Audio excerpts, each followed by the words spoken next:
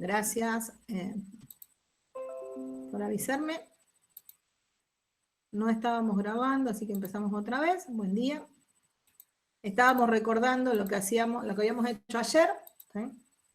Que nos habíamos planteado un problema en donde decíamos, bueno, teniendo una función, dada una f, que era una f de t, con una variable dependiente y una variable independiente, nuestro interés era averiguar cuánto variaba ese delta f, o sea, cuál era la diferencia entre la función calculada en un punto final menos en un punto inicial, que le habíamos puesto que la variable independiente era t, ¿sí? Y ese delta f es lo que llamamos el cambio total, ¿no? ¿Cuál es la variación de la función en un intervalo de tiempo? ¿Cuál era la diferencia con lo que estábamos haciendo antes en Matemática 1, cuando analizábamos funciones? Es que en este caso no tenemos como dato la ley de la función. Si nosotros tuviéramos como dato o la ley de la función o la gráfica de la función para poder averiguar cuánto vale la función en el tiempo final, o sea, la f en tf y la f en t sub i, lo único que tendríamos que hacer para averiguar el delta f es hacer la resta, ¿no? El tema es que en este caso, el dato que teníamos en este tipo de problema era la derivada de la función, o sea, la razón de cambio a la que se desarrolla ese proceso. Y empezamos para trabajar viendo ejemplos, ¿no? Nos habían aparecido un montón de ejemplos. Esperen que... Ah, no, es algo en el chat, perdón.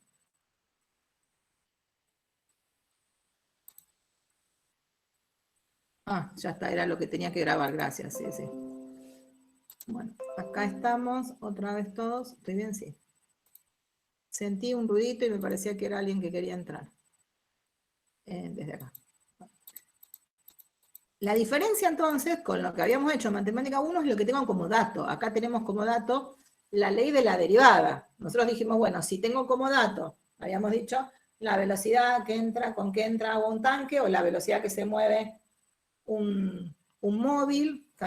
O había un montón más. Estuvimos trabajando con el tema de ver lo que pasaba con, si sabíamos la velocidad con la que entraba el agua a un tanque, fue el que más trabajamos, y ahora vamos a seguir un poquito más con ese. Quiero averiguar cuál es el delta F. Y a partir de esto, de saber qué era la velocidad y de todo lo que habíamos aprendido en Matemática 1, vimos que ese problema en algunos casos sí lo sabíamos resolver, ¿no? Si la velocidad, o sea, si esa f' era constante, nosotros podríamos resolver ese problema. ¿Por qué? Porque la velocidad, en el caso de la función constante, así sea la razón de cambio instantánea, era el cociente incremental, ¿no? Era el delta f sobre el delta t, y acuérdense que las velocidades constantes estaban relacionadas, por ahí cuando después aparecían las funciones lineales dando vuelta en este enfoque, ¿no? Entonces podíamos recuperar el delta f directamente, ¿sí? Pero lo que no sabemos hacer es qué pasa cuando la velocidad no es constante, que era lo que agrega, y es en realidad el problema eje, que por ahí uno le dice, es el problema central de lo que resuelve el cálculo integral. Y estamos haciendo algo que es mirarlo desde lo que sería una interpretación física del problema. ¿Se acuerdan que cuando trabajábamos con las derivadas, cuando ustedes vieron, dijimos, hay una interpretación física y una interpretación geométrica? Nosotros acá, en este problema, estamos mirándole esa interpretación física, digamos, ¿no? Eso de saber que la velocidad era la derivada, y a partir de eso fuimos viendo qué podíamos hacer. Cuando la velocidad no era constante, nuestro problema, ¿cuál pasaba a ser? Y en realidad que la velocidad era el límite del cociente incremental. Y entonces ya ahí no era tan simple poder averiguar cuál era el delta F. Y ahí empezamos a ver qué hacíamos y cómo nos iban apareciendo y cómo avanzábamos de ese caso más simple, que era el de la velocidad constante, en todo ese intervalo ahí, a ver un caso en donde la velocidad, decíamos, era constante a trozos. Bueno, si la velocidad es constante a trozos, lo que hicimos fue, puedo usar el caso anterior, que lo habíamos llamado casi simple, al otro en el libro aparece como cuasi simple, el de constante a trozos, y digo, bueno, entonces, en cada uno de esos intervalos donde la velocidad es constante, averiguo el delta S, ese delta o esa variación que nos aparece, y después sumo. Y eso lo habían entendido, ¿no? Lo habíamos escrito así, ahí apareció un igual, y a lo que está redondeado en anaranjado lo vamos a llamar variación parcial, porque era la variación de un intervalo, y a La suma esa la vamos a llamar variación total. Ven que ahí nos aparecía. El tema era que nos seguía pasando, ¿qué hacíamos cuando la función se dice varía con continuidad? O sea, cuando la velocidad o la derivada varía con continuidad. O sea, ¿qué hacemos cuando esa velocidad es continua? Ahí algunas cosas habían empezado a decir, ¿saben? Habíamos visto, o sea, ¿no? Y acá empezábamos a tener un ejemplito, me parece que llegamos hasta acá, ¿no? Sí, sí. Sí, bien, hasta acá era donde habíamos llegado, gracias. Apaga la estufa o estoy cocinando. Hasta acá habíamos llegado, ¿no? Bueno, seguimos trabajando en esto que dijimos, estoy pensando que lo que tengo ahí es la derivada, ¿no? Porque es lo que me permite por ahí pensar y que me habían ayudado a ver cómo resolvíamos el problema. La primera pregunta que uno se hace es ¿por qué le ponemos que esa velocidad varía con continuidad? Porque cuando uno trabaja con esto y aparecen como condiciones, dijimos, bueno, voy a saltar de eso que era una función constante a trozos, que ahora después le vamos a decir función escalera o escalonada, algo que sea continua. Y en realidad es porque en los procesos físicos la velocidad nunca hace un cambio brusco como nos pasó en el gráfico de la función escalera. O sea, esos cambios bruscos en la velocidad o en una función no se dan en la realidad, como uno hace para cambiar instantáneamente de velocidad 100 a velocidad 0. El proceso no se da de golpe, ¿no? Por eso se dice, en realidad esos procesos se dan en forma continua y entonces lo que le vamos a pedir, ¿no?, a esa función ya para trabajar desde lo matemático de lo que estamos haciendo, le vamos a pedir que esa función sea continua para plantearnos. Y el continuo en un gráfico, que todavía es lo que estamos trabajando, lo que estamos viendo, no tenemos la ley de la función dada en forma de fórmula, ¿no? Lo que tenemos es, hasta ahora, lo que fuimos viendo es funciones que tenemos la gráfica de la función, ¿no? La ley la tenemos igual porque está representada ahí, pero era otra de las formas de ver a las funciones, pero ahí nos aparece eso, ¿no? Y tenemos la derivada. Muy bien. Entonces, ahora decimos, si lo tengo así, y esa es la derivada, ¿cómo puedo hacer para recuperar de alguna manera la variación de volumen, ¿no? ¿Cómo haremos para hacer? Y ahí decimos, bueno, ¿cómo lo calculamos? Venga, dice, este es en esencia el problema que resuelve lo que vamos a llamar cálculo integral, que hasta ahora no lo habíamos visto, ¿no? Hasta ayer, por ahí uno en general no estaba acostumbrado a escucharlo. ¿Qué es lo que vamos a hacer? Lo que estuvimos diciendo también ayer, que me lo habían dicho, bueno, lo vamos a llevar al caso anterior, o sea, vamos a tratar de, a partir de lo que tenemos, en que dice, definir una velocidad que sea constante en tramos, y ahí sí averiguar el delta B a través de esa suma, de esa variación total que habíamos hablado y que ahora le vamos a empezar a decir acumulado total. Y ahora ustedes mismos me van a ir diciendo por qué uno, además de decir variación total, podemos decir acumulado. ¿Para qué? Para tratar de buscar, y ahí aparece una palabra importante, ven que dice aproximación de la variación de volumen que buscamos. Porque dice ahí aproximación. Esto no me acuerdo dónde nos llevaba. Bueno, ven que acá, esperen que estoy mirando algo, este me lleva acá. Lo miré hace 3 minutos para dónde nos llevaba. Profe, Sí. ¿estas diapositivas están en el libro o No, las esto inventó? ahora en realidad está desarrollado en el libro, es parecido a lo que está, pero las diapositivas ahora apenas cuando terminan las clases se las subo. Listo. ¿Sube el PowerPoint o hay que ver el video? No, les subo en realidad se los paso a PDF para que sea más fácil para bajar y se los subo.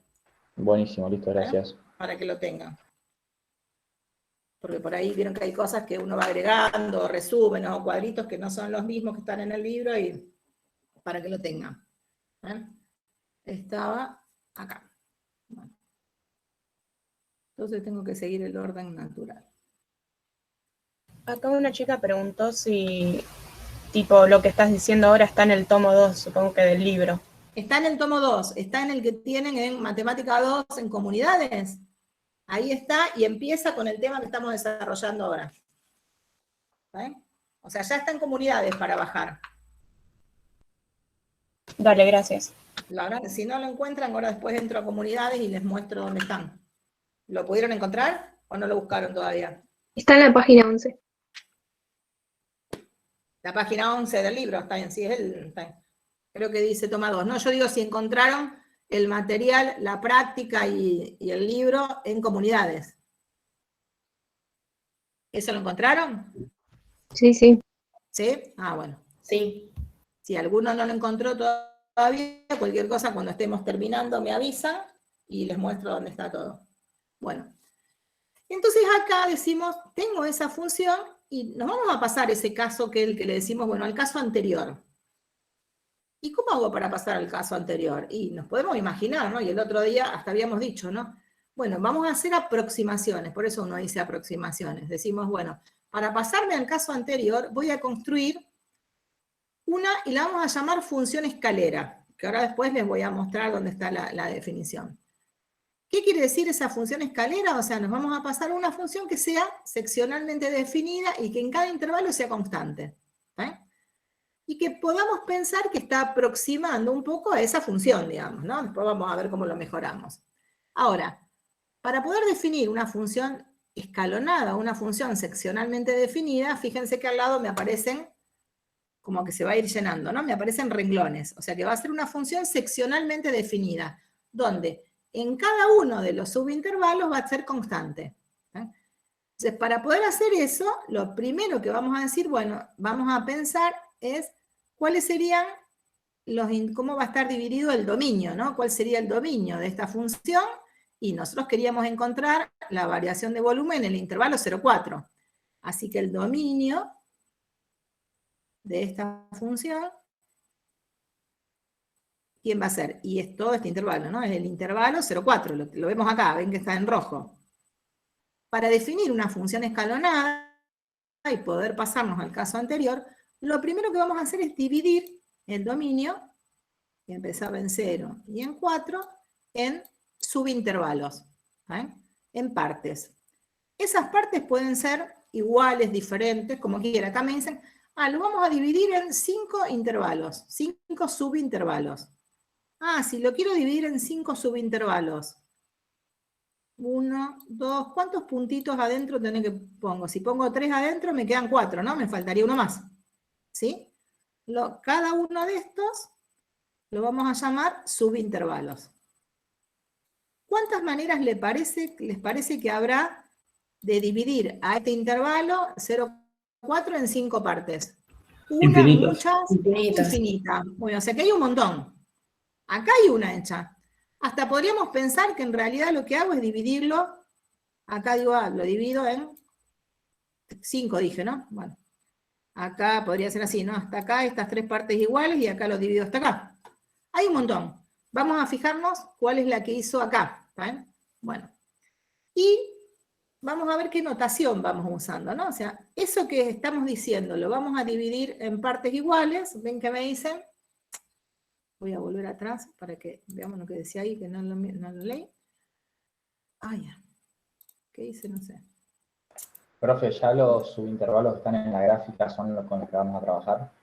Claro, nosotros vamos a ver un ejemplo en este ejemplo, digamos, ¿no? Lo que están acá en la gráfica lo vemos ahora. Después hay un montón. Ahora después vamos a hacer uno en donde no me dicen cómo, ¿no? Pero vamos a trabajar Hoy en la práctica van a ser un montón. Acá porque están hechas las cuentas para un caso. Listo, pero vamos a trabajar ahora, lo va a explicar con los subintervalos que ya están ahí en el gráfico. Claro, sí, ahora lo vamos a explicar con ese, para no tener que hacer las cuentas ahora nada más. Ven que dice, lo vamos a dividir en 5 subintervalos.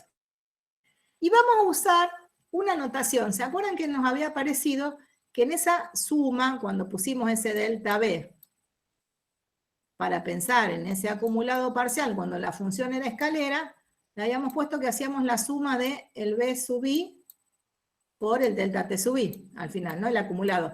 Me había parecido B1 por delta T1, B2 por delta T2, y hacíamos variar el T. ¿Bien?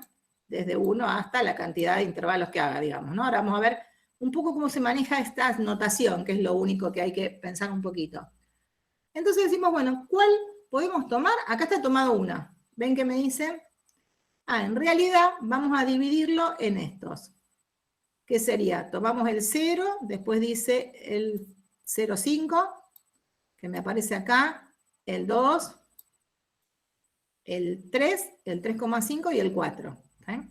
Y algo importante, para dividirlo en 5 partes tuvimos que tomar cuántos valores de t. Acá estamos dividiendo en 5 partes, ¿no? Pero fíjense que hay 1, 2, 3, 4, 5, 6 valores de t, ¿no? En esa manera de dividir al intervalo, siempre el primer y el último t tienen que ser los extremos del intervalo donde estoy trabajando, ¿no? En ese dominio donde yo quiero hacer. Al primero lo vamos a llamar t sub 0. Vamos a empezar con los subíndices cuando estamos haciendo esa notación. Empiezo en t0 y termino en el que quiera hacer, digamos, ¿no? Fíjense que el último me quedó t sub 5. Para hacer 5 subintervalos, empezamos en t sub 0 y terminé en t sub 5, ¿no? 5 subintervalos necesitamos 5 valores de t, ¿eh? Para identificar cuál sería, ¿no? El primero, entonces, empieza en t0 y termina en t1, que sería ese que está ahí. ¿Sí? Ahora sabemos que t0 vale 0 y que t1 vale 0,5. ¿Cuánto vale delta t para ese? ¿Qué tengo que hacer? 0,5. 0,5, pero ¿qué hago? 0,5 menos 0. ¿Sí? Claro. Ese sería el que vamos a llamar delta t1. ¿Sí? Después va a aparecer el otro. Empieza en el 0,5, termina en el T2, ven que siempre hay un puntito que está común, ¿y quién sería el delta T2, que le vamos a decir? T2, 1,5. y me queda 1,5, muy bien, sería T2 menos T1. El siguiente va a ir hasta T3, T3 valía 3, y el delta T3 va a ser 1, ¿no? T3 menos 2. Después tenemos el próximo y tenemos el próximo. Ahí hay algo importante para ver, es que fíjense acá, creo que está escrito, pero no importa, lo voy a poner. Si pensamos en el que sería acá, ¿no? Que sería sería para nosotros, en la simbología que estábamos usando, el delta T3. ¿Cómo lo calculo a eso? Y como el T3 sería hacer 3 menos 2, ¿no? Pero es el T3 menos el T2. Si lo quisiéramos generalizar, cuando pongamos delta T y en esta simbología va a ser el TI, porque siempre ven que este número me coincide con el último, ¿saben? Porque nos estaríamos refiriendo al intervalo que termina en el T sub I y empieza ¿dónde? En el T anterior, que es el T I menos 1. ¿Sí? Cuando vayamos a ver la notación me va a empezar a aparecer algo así. O sea que sería el T sub I menos el T I menos 1. Y menos 1 es la posición, digamos, ¿no? El orden en que está tomando, cuál es el valor de esos subintervalos que estamos armando. ¿Ve? Entonces dividimos al intervalo ese del dominio, que era el intervalo 0, 4, en 5 subintervalos, en 5 partecitas. Ni siquiera tienen que ser iguales. Eso que hicimos se llama hacer una partición del intervalo 0, 4. ¿Ve? Uno hace una partición de un intervalo cuando lo divido en subintervalos, de tal forma que esos subintervalos no se intersecan entre sí, o sea que lo único que tienen que tener en común es dónde empieza y dónde termina, pero que la intersección es esa. Esa definición de partición va a ser importante en la definición que tenemos que llegar, ¿no? O sea que ahora también la vamos a leer y la que tenían ahí en el libro. O sea que lo que nosotros hicimos fue hacer una partición del intervalo. Y para identificar a la partición, no vamos a decir cuáles son los intervalos, sino que en realidad para identificar a la partición vamos a nombrar cuáles son los valores que tomamos, digamos, ¿no? Cuáles son los valores de ese intervalo, del intervalo I, que tomamos para dividir al intervalo 0,4, donde el primero va a tener que ser el origen del intervalo y el último va a tener que ser el extremo del intervalo. Y que en nuestra notación, cuando hablemos en forma general, vamos a empezar en T0 y vamos a terminar en Tn. Y el ns me va a estar diciendo la cantidad de subintervalos que tomamos. ¿Ven? No es la única manera de hacerlo. ¿Ven? O sea, hay otras, pero lo que tienen desarrollado en el libro que nosotros estamos usando es tomar esa notación. ¿Ven? Por ahí, si buscan otro libro, van a ver que puede pasar que se use otra notación. ¿Ven? Que no sea la misma. Bien. Ahora, seguimos con esto. Entonces, ¿qué hacemos ahora para seguir trabajando con con lo que queríamos hacer, que estábamos definiendo eso que habíamos llamado función escalera? Voy a borrar un poco todo lo que hice acá, porque si no, no vamos a entender nada de lo que aparezca. Yo sé que por ahí los estoy cansando porque voy medio lento, pero esto van a ver que lo vamos a usar mucho para entender la definición, para hacer muchos de los problemas que van a estar resolviendo ahora y van a trabajar en la clase que sigue también, que ya van a empezar con esto. Y son cuestiones simples, pero que hay que haberlas pensado para poder seguir, digamos, ¿no? Bueno, entonces ya tenemos hecho, ya lo dividimos. Y ahora decimos, cuando uno hace esas funciones escaleras, siempre hablamos de el ancho del escalón, o sea, cuánto va a ser, cómo subdividimos el dominio, y se habla de el alto, o sea, cuál va a ser esa función constante que le vamos a asignar a cada uno de los intervalos. Por ejemplo, al intervalo 0, 5 acá, que sería el que empieza en T0 y termina en T1, le vamos a definir una función constante. Y esa función constante, fíjense, ¿con qué va a tener que ver? ¿Servirá que yo para resolver este problema diga, mira, al intervalo 0, que va de 0 a 5, le asigno la función constante b igual a 80? ¿Tendrá sentido hacer eso? No, hay que relacionarlo tal vez con la imagen inicial y la imagen final. Claro, o sea, tiene que ser algo que tenga, o sea, que por ahí esté viendo. Un promedio.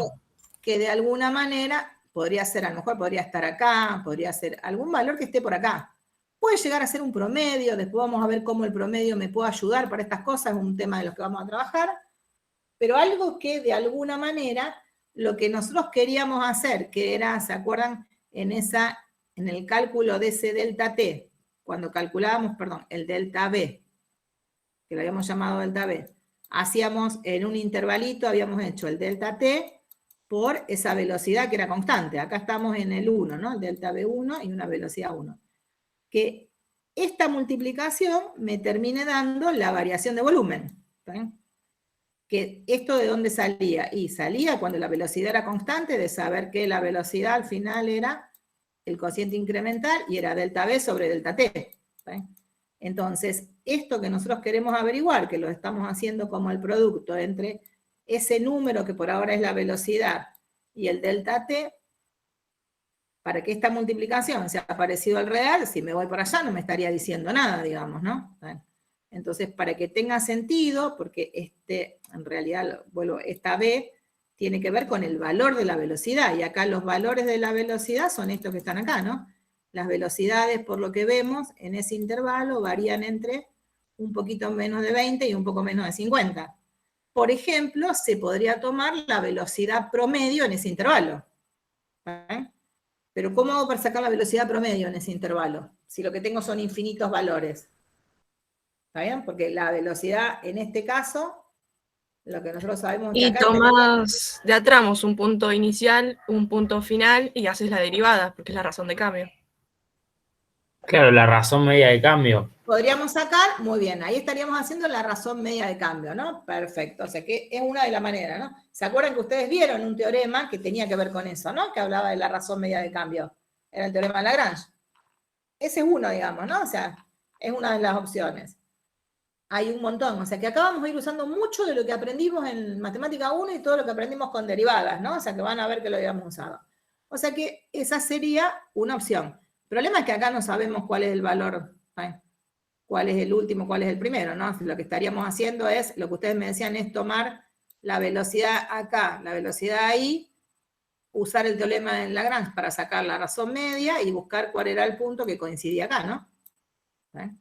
Entonces ahí sabíamos, bueno, que estaba ese punto. Esa división era lo que tomábamos, en realidad, hacer este cociente, lo que terminamos tomando como esa velocidad, razón media, que había en algún punto se daba al igual, bueno, todo eso que habían visto. Era una opción, bárbaro. Otra, lo que sí es lógico, que es lo que ustedes me dijeron, no puedo poner cualquier número, o sea, no puede ser un número que esté en otro lado, ¿no? Bueno. ¿Y eso que buscamos acá para aproximar? ¿Haremos siempre eso o lo que me están diciendo es una opción recontra válida, que después la vamos a justificar, pero como nosotros estamos buscando hasta aproximaciones, ni siquiera sabemos si es la 1 o no, ¿no? En un gráfico podríamos tratar de ver. Nosotros lo que vamos a hacer ahora es decir, bueno, para aproximar y para que no me pase algo como el 80, voy a elegir un t cualquiera en el intervalo T0, T1, en el 0,5. ¿Ven que me dice ahí? Para ver cuál es el alto y para que no me pase algo así, voy a elegir algún número que esté en el dominio y que esté en el primer subintervalo, que esté entre T0 y T1, y está marcado en rosa. A ese lo voy a llamar C1. Y me fijo cuál es la imagen de la función. Y ahí a todo el intervalo le asigno ese valor. Hago lo mismo, por ejemplo, ahí le asignamos el 40. Y a veces es alguno que pueda elegir. Lo que acá vemos bien, que le estoy asignando el 40, lo que no estoy seguro es cuánto vale ese C1, ¿no? Porque lo estoy mirando en un gráfico. Pero digo, bueno, a todo el intervalo le voy a asignar el 40. Y ahí podría calcular lo que hicimos antes, ¿no? Podríamos hacer el 40 por 0,5 y me daría un cambio de volumen en ese intervalo. Ese cambio de volumen, ese delta B, o sea, ese que me estaría dando, ¿es el cambio de volumen real el que corresponde a ese gráfico? No, es uno de los tantos que hay. Claro, y nosotros vamos a Ese decir tramo. que es una aproximación. Si es la mejor o no, después veremos, pero en realidad es una aproximación. Pero es una aproximación que me permitió calcular una variación de volumen aproximado. Para decir, bueno, aproximadamente, si estábamos hablando de la cantidad de agua que entró al tanque, puedo decir entró tanta agua al tanque en ese intervalo. Lo mismo lo hacemos en los otros. Elijo un valor que esté en el medio, me fijo cuánto vale la función y a todo el intervalo le asigno el mismo valor. En ese caso era el 20. En el otro hago lo mismo, en el otro hago lo mismo, ven que ahí, bueno, está hecho, y en el otro hago lo mismo. Bueno, y ahí lo que hicimos fue lo que se llama definir una función escalera. O sea, una función escalera es una función seccionalmente definida que en cada intervalo es constante. Listo, ¿está bien? A su vez, definimos una partición. La partición siempre es una partición de un intervalo, en este caso de números reales, y era dividir el intervalo en una serie de subintervalos y lo identifico con los extremos de cada uno de esos intervalos, ¿no? Que se acostumbran, van a ver que vamos a poner como un conjunto, y ahí tenemos entonces definida esa función. Nos pasamos al caso anterior y con ese caso anterior vamos a poder entonces averiguar un delta B. ¿Qué pasa? Ese delta B, que lo hacemos con ese acumulado y que acá está hecho, funciona, pero seguimos teniendo un problema, ¿no? O sea, calculamos, ahí está calculado lo que hicimos ayer, y está hecho con las cuentas, ¿no? Me parece que no hace falta que lo hagamos todo despacio, ¿no? Que entienden las cuentas que están hechas. ¿Qué vamos haciendo? 40 por 0,5. 20 por 1,5, 60 por 1, 80 por 1, ¿no? Vamos haciendo velocidad por tiempo al final, ¿no? Y con eso estamos calculando, en este caso, la variación de volumen. O sea, cuánto cambió esa función en ese intervalo. Y pongo el igual, pero para esa función azul. Para la función negra, la que está en negra, esa que era continua, ¿de qué me sirve haber calculado este acumulado para la función escalera? Y porque tenemos una aproximación de lo que queremos buscar, todavía no lo encontramos. Entonces lo que van a tener hecho ahí es decir, bueno, ¿cómo puedo mejorar esto? ¿Y qué se le ocurriría decir cuando uno dice, ¿cómo mejoro esto? ¿Podré encontrar una función escalera que me dé un acumulado que esté más cerca del real? Porque es una aproximación. Tomar intervalos cada vez más chicos. Claro, uno toma cambio la partición, o sea, tomo esos intervalos. ¿Está bien? La idea es tomar intervalos cada vez más chicos. Por eso nosotros vamos a empezar a decir que en realidad ese valor que sacamos ahí, que es el 175, no es de alguna manera el delta B para la función que tengo, el delta B para esa escalera, pero sí me sirve para aproximar el delta B de la función escalera. ¿Eh? O sea que hacemos aproximaciones. ¿Eh? Eso lo vamos a usar bastante, ya lo van a usar un montón en la práctica, y se usa muchísimo, y ahora después vamos a ver en qué casos uno lo usa así tal cual, ¿no? Nosotros estamos de alguna manera construyendo este concepto nuevo de integral, pero a su vez en el medio estamos viendo una manera de hacer ese cálculo, que es una manera de hacer un cálculo aproximado y que se usa muchísimo en la práctica. Acá tenemos otro hecho, ¿eh? Que está hecho, ¿eh? Ahora en vez de tomar 5 subintervalos, están tomando 7 subintervalos. ¿Eh? En cada uno se elige un punto, fíjense que está hecho en el libro, estaba hecho, no lo vamos a hacer acá, y si volvemos a hacer la suma, esa suma acá me da 157,5. ¿Eh? Y uno dice, bueno, parecería que es mejor la aproximación, pero ¿quién me dice que es mejor o no? Eso vamos a tener que pensarlo y analizarlo, y en la definición va a ver, ¿no? En principio, para poder saber si una aproximación es mejor o no, lo que está pensado acá es decir, bueno, yo conozco el valor verdadero del delta B para la función negra, y me lo dan. ¿Eh? El valor verdadero es el 162,133. Entonces, una manera de poder decir cuál de las dos aproximaciones es mejor es calcular el error. ¿Eh? Ese error, ¿qué sería? Y hacer la diferencia entre el valor verdadero y el valor aproximado. ¿Eh? Eso era un error absoluto, y uno le tenía que poner después el valor absoluto, ¿no? Porque no importa si me estoy equivocando por algo más grande o no, uno después explicaba si era por defecto o por exceso, pero en realidad el error absoluto en alguna medición siempre es el valor absoluto de la diferencia entre el valor verdadero y el valor aproximado. Entonces ahí, si tengo el valor verdadero, fíjense que el que hicimos con 5 nos da un error de 12,86, y este último me da un error más chico, ¿no? 4,6. 4,6 y 12,8 litros, ¿no? Como el valor verdadero es 162 y lo conozco, si tengo esa información, en realidad, ¿qué diríamos? Fíjate que en realidad, en el primer caso, cuando decimos que era 175, estoy dando un valor que es más grande que el verdadero, ¿no? Ahí a veces se dice estoy sobreestimando el valor verdadero. Y en el otro estoy dando un valor más chico, porque, sin embargo, el número es siempre positivo, ¿no? En el otro se dice que estoy subestimando el valor verdadero. Esas palabras yo se las voy diciendo para que lo vayan escuchando nada más. Todavía no tenemos esa definición, ya van a aparecer, ¿no? Pero ven que ahí está el otro, ¿no? Evidentemente, uno puede ir mejorando. Hay algo para pensar en eso de tomar, digamos, uno va achicando, digamos, la idea es esa, ¿no? Voy tomando cada vez más subintervalos, voy achicando la amplitud de esos subintervalos, y a medida que tome más subintervalos y que achique esa medida, se supone que la aproximación es mejor. ¿Eh? Entonces, cuando uno se pregunta, ¿cómo hago para llegar al valor verdadero de lo que vengo, de esa función? La idea es esta, decir, bueno, tengo que tomar la mayor cantidad posible de subintervalos.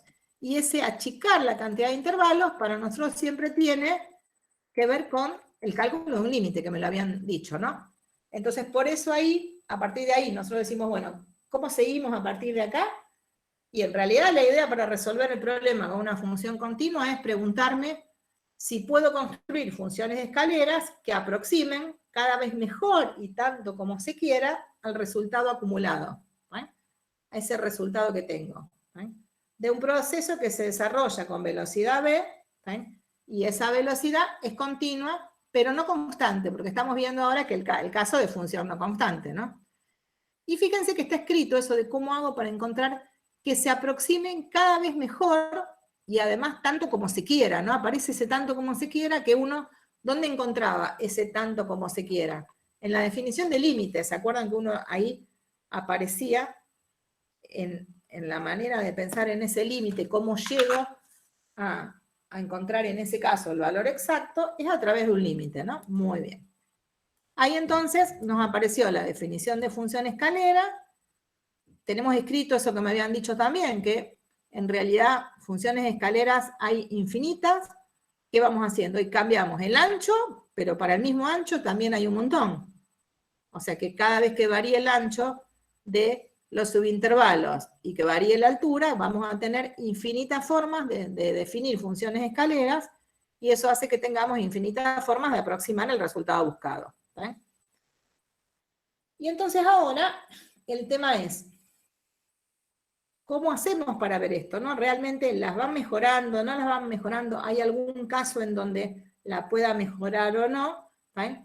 Y en el caso de que mejoren, ¿cómo hacemos para ver si esa forma de calcular tienen algún comportamiento definido o no? Volvemos a lo mismo, ¿no? Todas estas preguntas que uno se va haciendo, que por ahí las fuimos viendo antes, pero acá se las escribí para que la tengamos, hace que el pensar en el límite me lleve a la solución, digamos, ¿no? O sea, poder decir qué pasa cuando eso lo llevamos al límite. Yo quiero que veamos, les voy a mostrar. Ahora vuelvo para atrás. Pero quiero que veamos una cosa.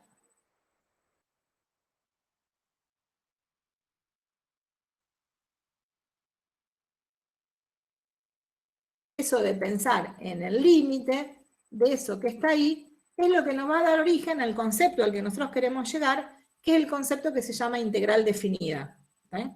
Cuando podemos hacer el límite de esas sumatorias, vamos a decir que es la integral. ¿Eh? Y a esas sumatorias las vamos a llamar sumas de Riemann.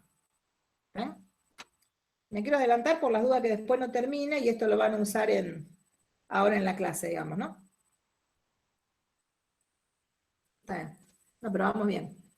Entonces, van a empezar a tener nombre, esa sumatoria que aparece ahí es sumamente importante, porque cuando le hagamos a esas sumas, digamos quiénes son los C, quiénes son los delta XY, ¿está bien?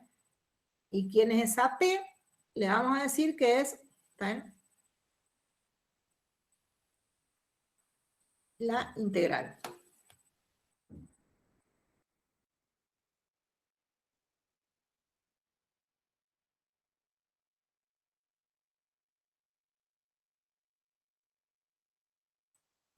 Bueno, voy a volver acá. Después tenemos que hacer un cambio importante para poder trabajar, ¿no? Entonces, ahora vamos a ver un par de definiciones que las estuvimos diciendo, ¿no? Eran la definición de partición,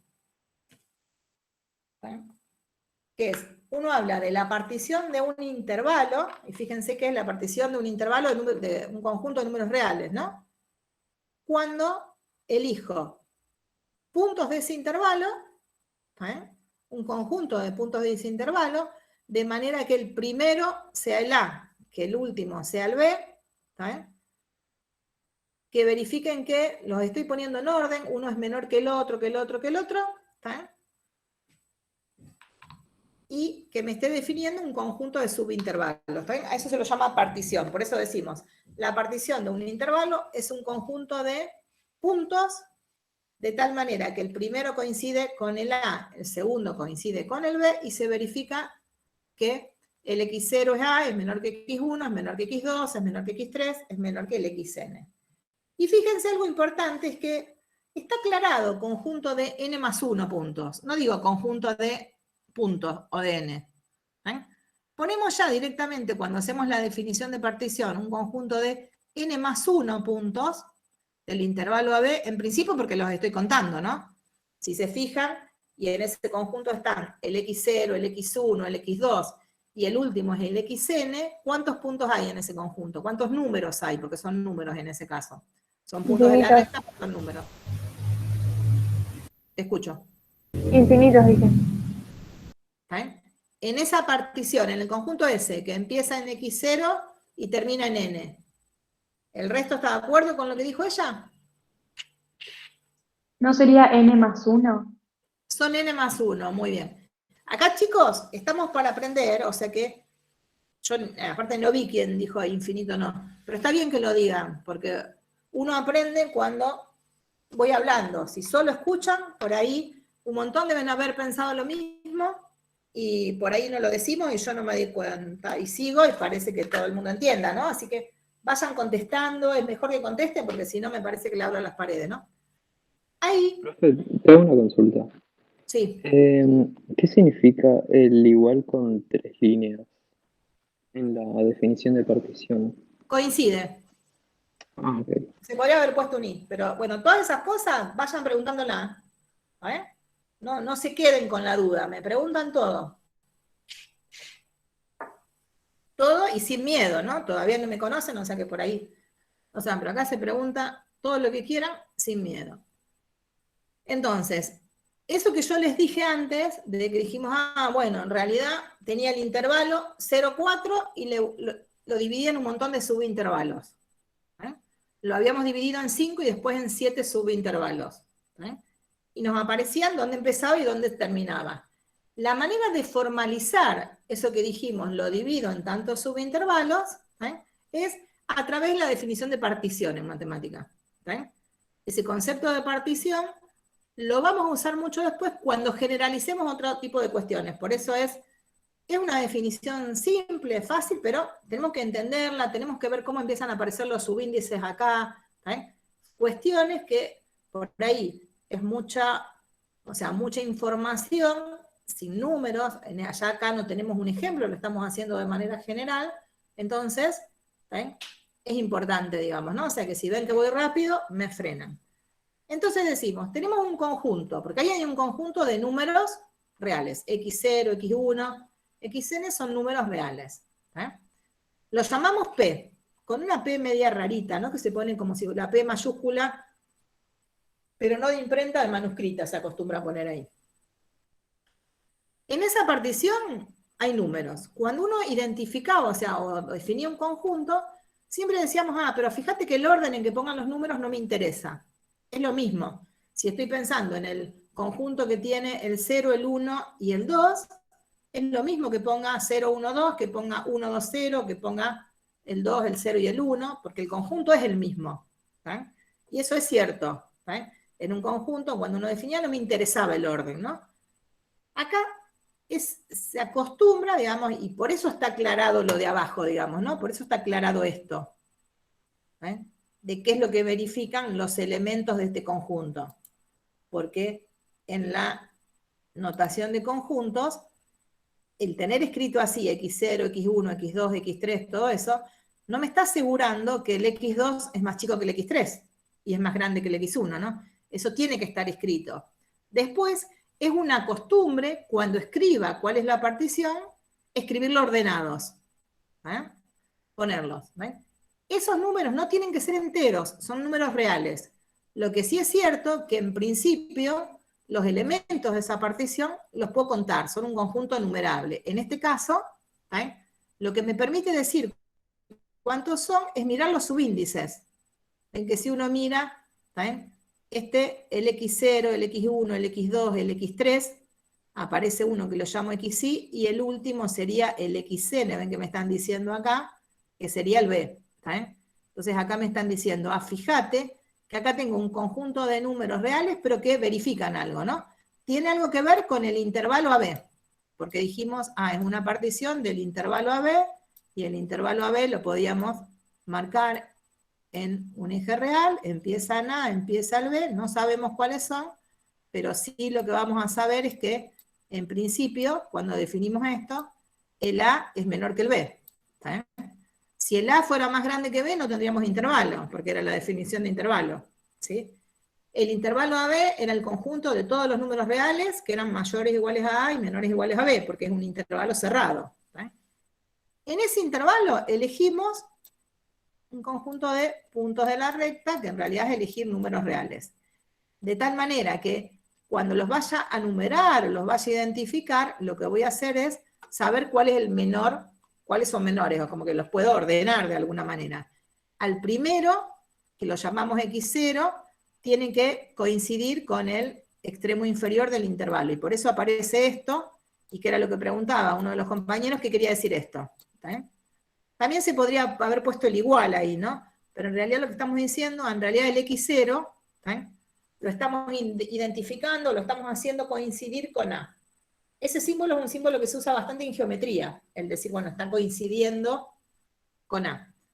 Y el último que pongamos en esa elección de los puntos va a coincidir con el extremo superior que va a ser B.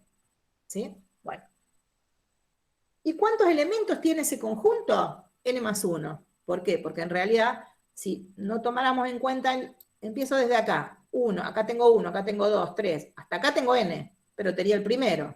O sea que en realidad tengo N más 1 números naturales. ¿Eh? Como nos había pasado antes, cuando queríamos 5 subintervalos, en realidad tuvimos que elegir 6 números, ¿no? Iban desde 0 hasta 5. Si quería 7, tuvimos que elegir 8. ¿Eh? Eso igual tampoco se asusten porque lo van a practicar un montón ahora cuando empiecen en la clase, ¿no? Pero eso lo llamamos partición. ¿Sí? Bueno.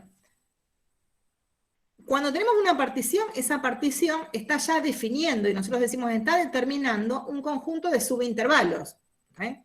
Que los voy tomando en orden. Ves que cada subintervalo, vamos a decir el subintervalo I empieza en I-1 y termina en el XI. O sea que cuando digamos, ¿cuál será?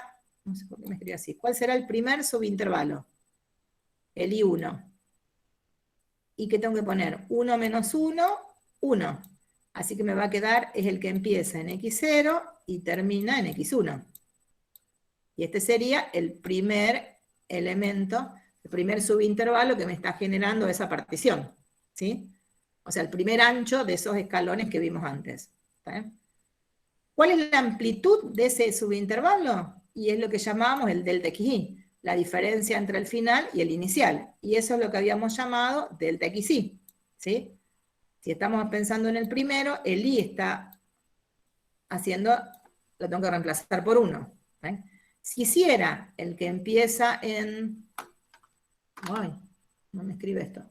Por ejemplo, acá tengo el X3 y el X4. ¿Eh? ¿Qué sería? Entonces, el intervalo va a ser el I sub 4. El I sub 4 empieza en X3, termina en X4, que uno reemplaza acá, y estaríamos hablando del delta X4. ¿Eh? O sea, es como que me tengo que acostumbrar que empiezo a contar en 0, pero en 0 empiezo a contar los elementos de la partición, pero el intervalo se empieza a contar desde 1, el subintervalo, ¿no? Y vamos a tener n subintervalos. Bien. Dijimos, no todos tienen que tener la misma amplitud, porque en ningún lado, cuando uno hace una partición, me dice, fíjate que esos puntos tienen que estar equidistantes entre sí. Nadie me dice eso. ¿Eh? Pero sí lo que nos va a pasar, el que alguno de esos subintervalos va a tener mayor longitud, mayor medida. Ese delta X, en este caso, que antes le habíamos puesto delta T, es el más grande. A ese que tiene la mayor medida se le dice norma de la partición. ¿Eh? Al más grande lo vamos a llamar la norma de la partición. Y ahí está esa definición. Vamos a llamar norma de esa partición a la longitud de ese subintervalo de mayor área. ¿Eh? O sea que es un número, ¿no? Es el delta X más grande. Por eso se dice que vamos a poner el P con 2 rayitas así como está ahí, que va a ser el más grande de los delta XY. ¿Eh? Y eso tiene que ver con la definición a la que nosotros queremos ir, ¿no? Nosotros dijimos, fíjense que si nosotros hiciéramos, o sea, tomamos cada vez más subintervalos, la idea es que la aproximación sería cada vez mejor. ¿Eh? En ese tomar cada vez más subintervalos, puede haber un detalle que nos hace, o sea, hay algo que nos hace que tengamos que trabajar con esta definición, que va a ser la norma de la partición. ¿Eh? Que lo van a pensar para la semana que viene, yo hoy no se los voy a responder, todavía no les dije bien la pregunta, ¿por qué la norma esa, no?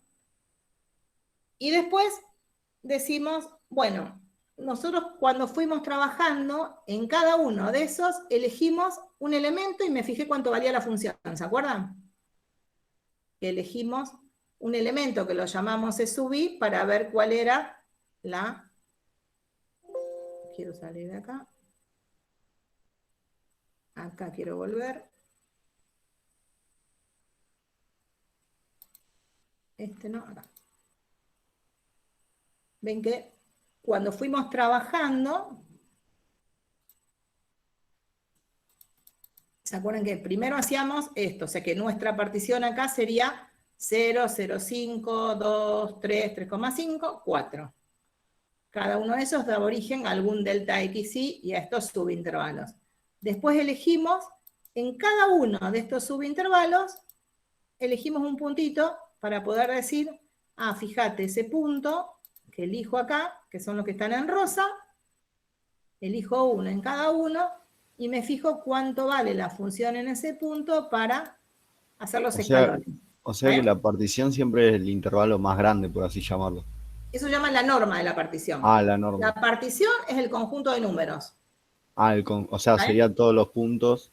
Claro, acá El conjunto de puntos sería. es el conjunto de puntos, muy bien. Ven que es fácil, pero como que uno lo tiene que repetir varias veces porque...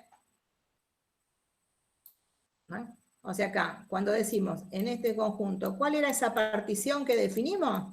Y tenemos que poner el 0, el 0,5, después el 2, el 3, el 3,5 y el 4. Esto es lo que vamos a llamar partición, que es lo que me permite definir los subintervalos azules. Cada uno de estos, empiezo acá, este me va a dar origen a los subintervalos. Pero eso se lo llama partición. La norma de la partición, en realidad es, de todas esas amplitudes, la más grande. Fíjense que acá, esta decimos, el primero mide 0,5. El segundo, esto es 2. ¿Sí? En este caso, esta es 1, 0,5 y 0,5, ¿no? O sea que la norma de esta partición particular es 1,5. Es un número, ¿no? Es la amplitud del más grande. ¿Está bien? ¿Entendieron? O sea que se le llama norma y es una definición nueva, hasta ahora no la habíamos visto. Tengo un conjunto que es el que me permite definir los subintervalos. Sería el intervalo más grande. El que tiene la amplitud más grande. Pero en realidad es la medida del intervalo, digamos, no el intervalo. O sea, claro, es el delta más grande de ese subintervalito, de los delta t o de los delta x, el más grande. Ah, claro. ¿Qué pasa? Acá porque tenemos un ejemplo y sabemos cuál es el último. Cuando lo escribimos en forma general, no sé cuál es el último, cuál es el n. Y tampoco sé cuál es la medida real de cada uno, digamos. No tengo escrito en símbolos cada medida. Por eso tuvimos que poner, en lugar de poner el 1,5, pusimos el máximo de los delta xy. En este caso, la norma sería el más grande de los delta ti. Entre todas las medidas, entre todas las medidas de estos subintervalos, elijo el más grande. ¿Está bien? Por eso lo tuve que poner en símbolos. Acá sé cuál es ese número. Profe, entonces no se marca como intervalo el más grande, digamos. No, solamente se marca justo con el número, digamos. ¿Cómo? Perdóname, decímelo otra Porque vez. yo entendí como que el intervalo más grande obviamente es por la longitud que tiene, que iría del t sub 0 al 2. Perdón, No, del 0... Va de T1 a T2. Claro, eso quise decir, me confundí. Sí. O sea, que tengo que poner solamente el número, no lo tengo que escribir como intervalo. No, podés, o sea, en realidad es el delta T1, este sería el delta T2 la norma. Porque es la amplitud del intervalo más grande. Ah, está bien, no el intervalo. Eso me confundió. Listo, gracias. Por eso se los puse acá, porque por ahí uno lo dice por ahí rápido, y es simple, pero es como que hay que ir mirándolo. Después cuando uno lo entiende, uno dice, era re simple, pero el pasar a la notación, esta escritura que necesitamos para poder seguir, tiene su vuelta. Después nosotros dijimos, fíjense que elegimos, y era re simple, elegir esto y fijarme. Al elegir un número en cada uno de los subintervalos, o sea, uno en cada uno de esos delta, de ese intervalo, T1, T2, T2, T3, lo vamos a llamar, que que elegimos un conjunto de puntos compatibles. Van a ver que ahora me va a aparecer acá. Otra vez. En el chat no me están poniendo nada, ¿no? Todos van escuchando. En las dos aulas. ¿Dónde estaba? Esto estaba bien. Bueno. Ven que, por eso acá me dice, el más grande de todas esas delta XY. En cada caso C, pero la norma es un número. En sí, digamos, ¿no? Cuando lo escribimos así, cuando no lo conozco, me está quedando algo que no conozco, pero que ese es el más grande. Y aparece algo que cada uno de esos C que fuimos eligiendo en cada intervalito, cada uno de esos pertenece a algo, lo vamos a llamar selección de puntos compatibles con la partición. O sea que lo que hicimos nosotros en ese ejemplo tiene en cada uno un nombre, tiene un nombre en forma general. Y eso de que en cada situación, para poder trabajar y para buscar una aproximación, si teníamos esa función que era continua, que estaba representando en principio la derivada de alguien, acá ya nos olvidamos que era la derivada de alguien, pero que quiero hacer esa aproximación por esas funciones escaleras, necesitamos definir esa partición, tener en claro cuál era la norma, elegir esos puntos compatibles con la partición, y después hacer la cuentita, decir, bueno, pero entonces, ¿cómo hago para hacer ese acumulado o esa suma? ¿Qué teníamos que ir haciendo? Y era el valor de la velocidad, que era la F calculada en cada uno de esos puntos. Y acá, estoy agregando.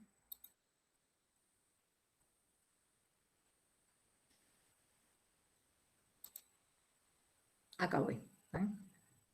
Va a pasar que vamos a tener que hacer eso y vamos a tener que plantear esa suma que me queda escrita delta XY por la F de XY por la suma de XY.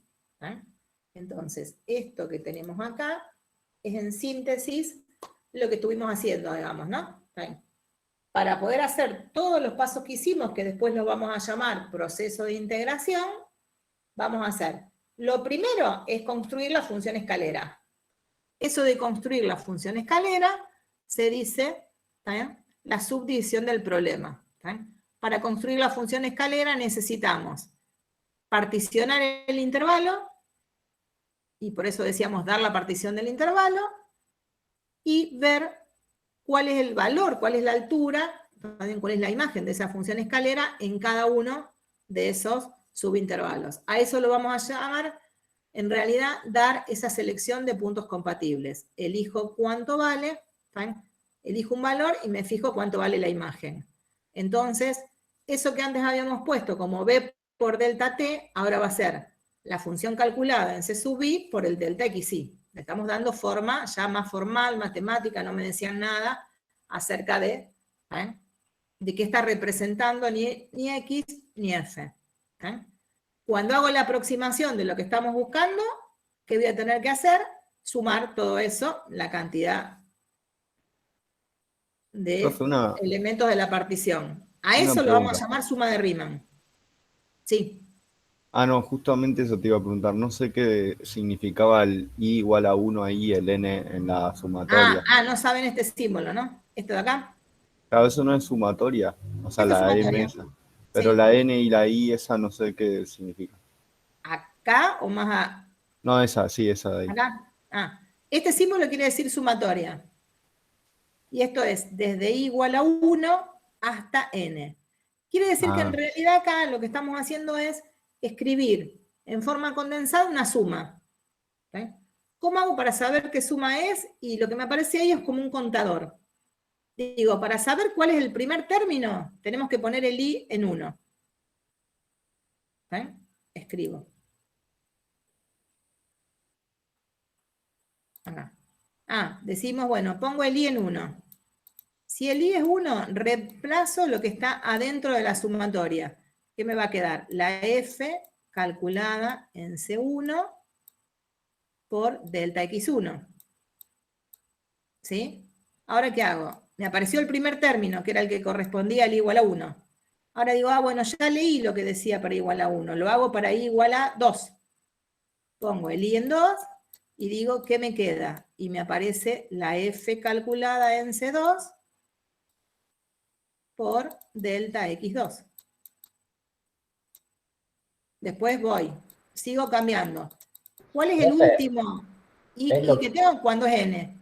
Y me queda la F en Cn, ahora te contesto, la F en C sub N por el delta XN. Sí.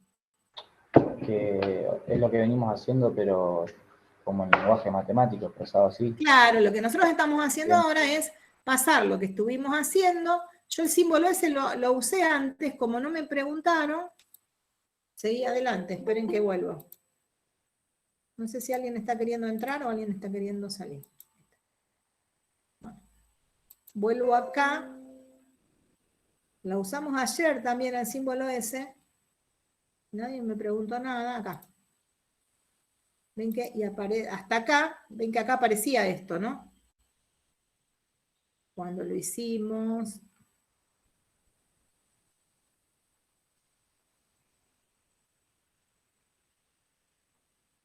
Nosotros lo hicimos acá. Voy a volver acá, porque acá no me preguntaron en este, donde dijimos, ¿cuál es definimos la partición, que ya sabemos cuál es, ¿no? La partición era 0, 0, 5, 2, 3, 3, 5, 4.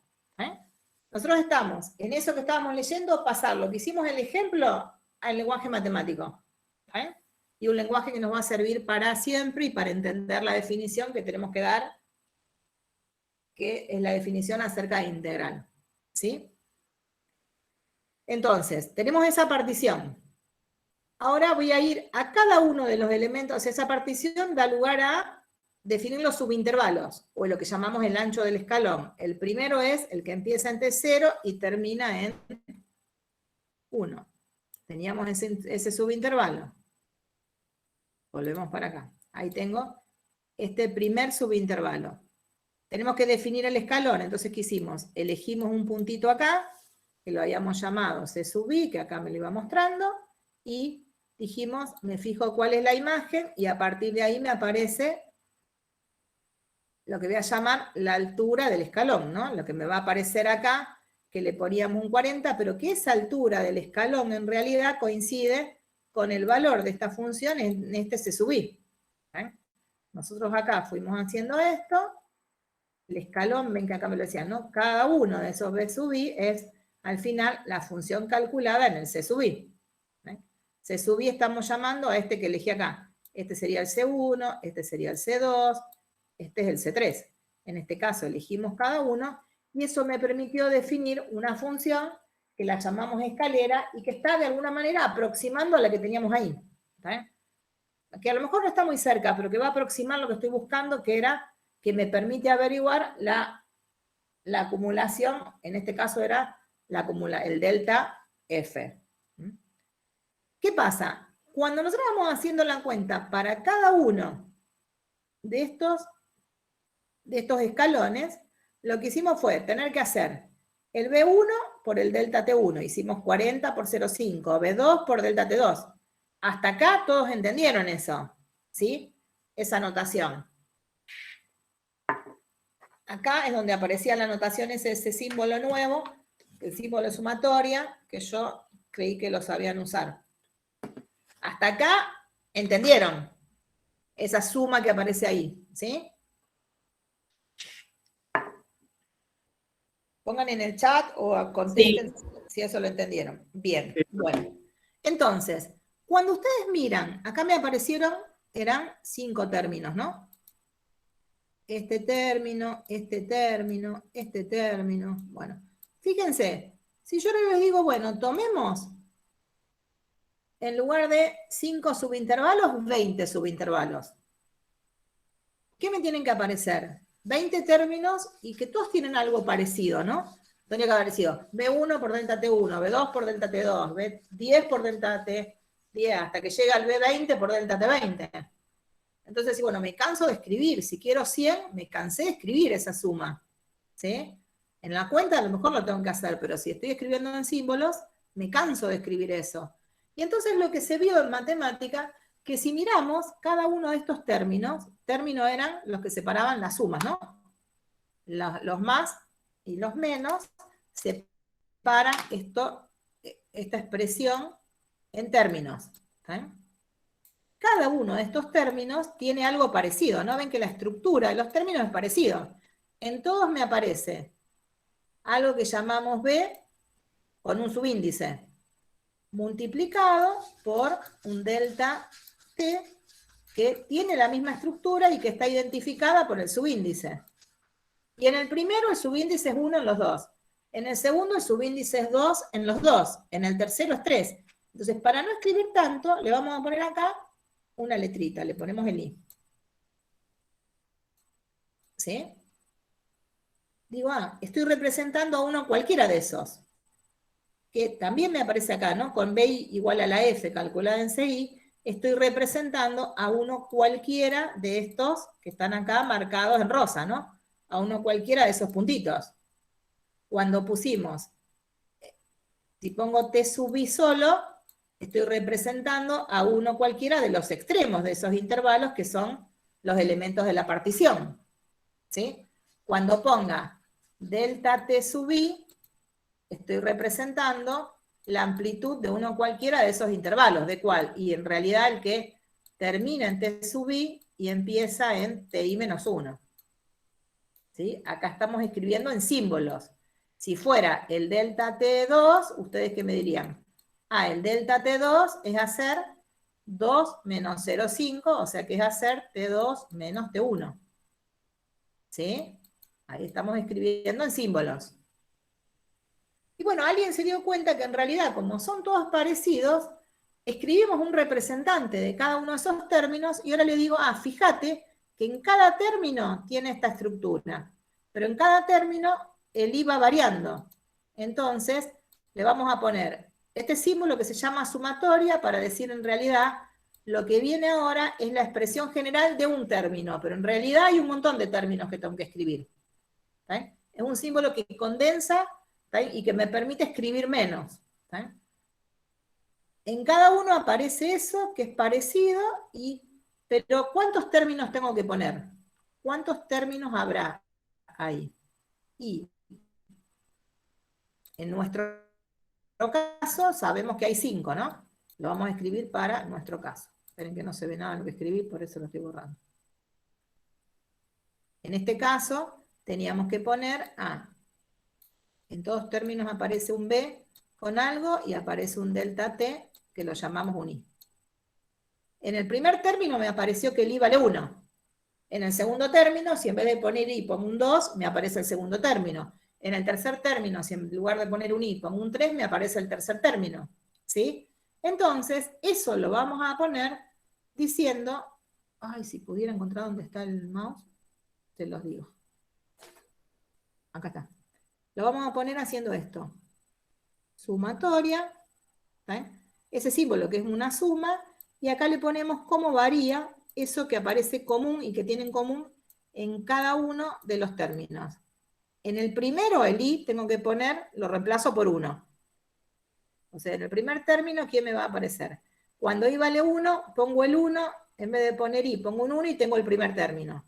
Después que digo, avanzo y cambio el I, le aumento 1, por eso se dice que es un contador. Para el segundo término, el I ya no lo pongo en 1, lo pongo en 2. Y entonces, ¿qué tengo? B2 por delta T2. Después, ¿qué tengo que hacer? Escribo el segundo término, pongo un signo más. Ahora pongo el I en 3. Y digo que tengo B3 por delta T3. Después, ¿qué hago? Otra vez aumento el contador. Lo pongo en 4 y tengo B4 por delta T4. Aumento el contador, o sea que ahora I vale 5. Tengo B5 por delta T5. ¿Sigo aumentando el contador? ¿Lo pongo en 6 o me freno ahí?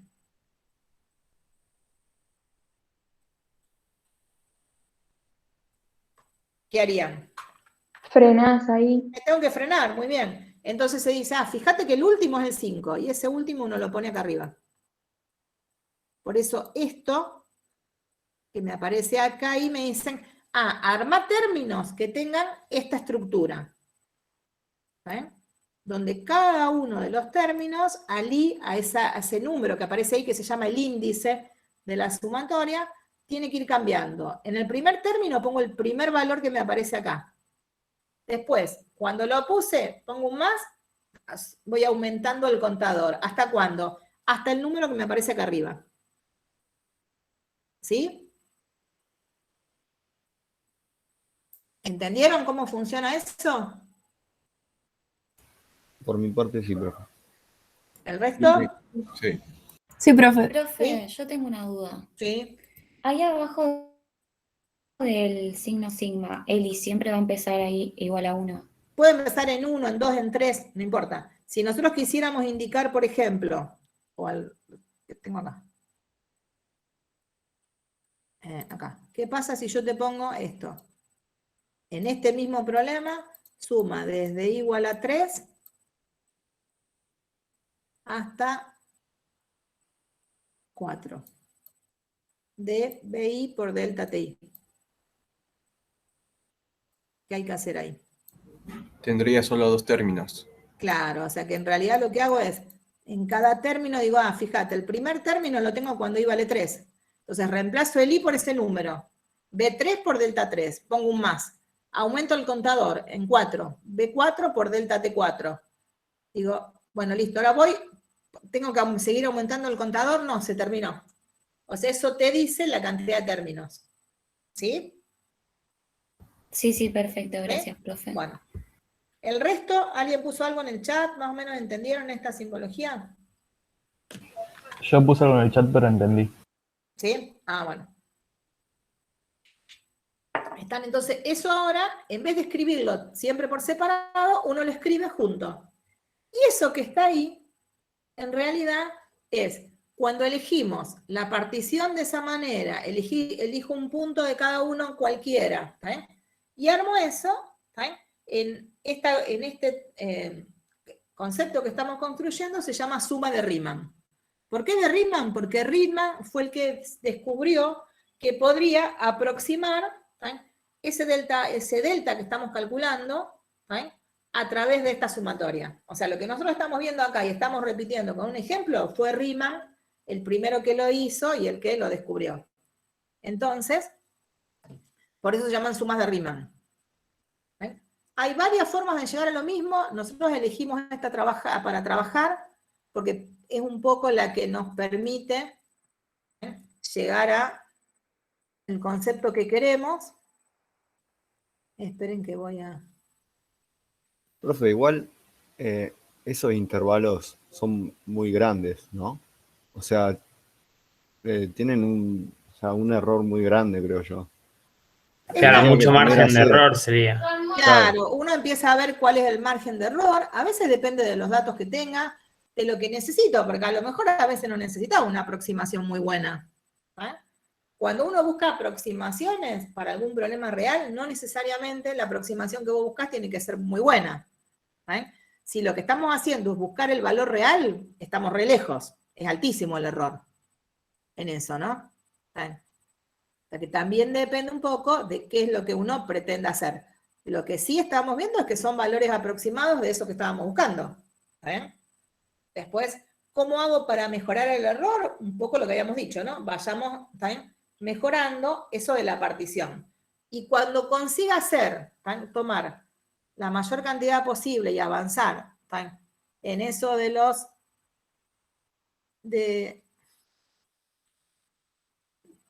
quiero ir a donde lo teníamos antes, ¿no? Lo que tenía escrito.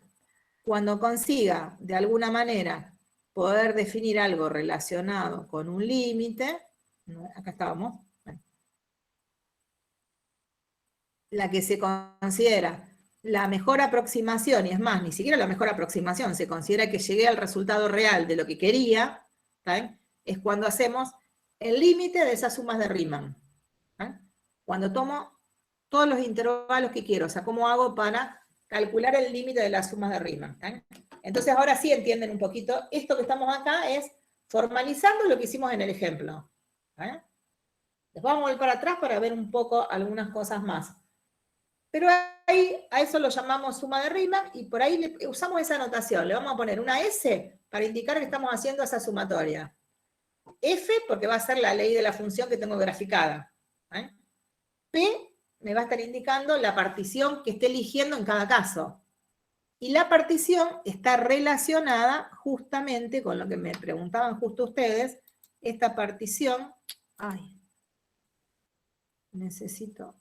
quiero ir para atrás, quería escribir. O sea, la partición está relacionada con este n, ¿no? El n me daba justo cuál era el último elemento de la partición. A partir de la partición voy a saber cuántos estamos tomando. Si el n vale 5 es porque estoy tomando 5 subintervalos. 20, si el n vale 20, 20 subintervalos. Entonces la idea es tomar cada vez más. Pero ese tomar cada vez más hace que uno esté pensando en un límite con todas las preguntas que nos hicimos.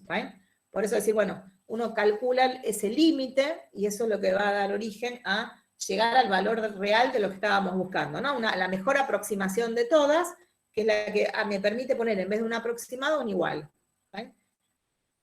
Y en ese límite que uno hace, no puedo poner que lo que hago es tomar cada vez más intervalos, porque en realidad tomo más intervalos o más subintervalos si hiciéramos tender el n infinito. Si aumento la cantidad de elementos de la partición, aumento la cantidad de intervalos, y entonces digo, hago el límite con n tendiendo a infinito. Y no se hace eso. En realidad, lo que vamos a hacer tender a cero es la amplitud del intervalo. Lo que queremos hacer es que los subintervalos sean cada vez más chiquititos. Y entonces decimos, para hacer tender a cero todos los subintervalos, hago tender a cero el más grande. Por eso hacemos tender a cero la norma. Eso tiene una explicación que la vamos a ver cuando nos veamos que la semana que viene. Traten de ver cuál es la explicación. A lo mejor después de hacer algunos ejemplos en la práctica, se van a dar cuenta cuál es esa explicación, pero en realidad sí es cierto que nosotros de esta suma, cuando hagamos el límite, no le vamos a decir cuando la cantidad de elementos de la partición o cuando la cantidad de subintervalos tiende a infinito. Lo que vamos a hacer tender es la amplitud de los intervalos a cero.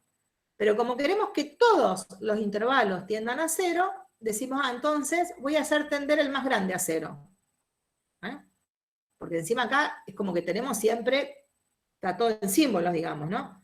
Entonces vamos a hacer tender, en teoría, esa norma, que cada vez que cambio la partición parecería que tiene una norma diferente, entonces hago tender esa norma a cero, y con eso me aseguro estar llegando a la mejor aproximación.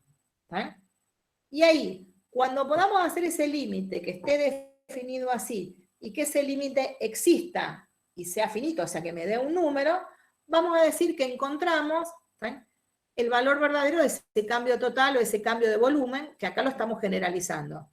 Y a ese valor verdadero lo vamos a llamar integral de esa función. O sea que ahí aparece un concepto, que es el concepto nuevo, que vieron que yo salté un montón, o sea que ahora vamos a volver para atrás para ver algunas otras cuestiones acerca de cómo se llega a la definición, pero para que puedan trabajar en la práctica necesitaba llegar acá.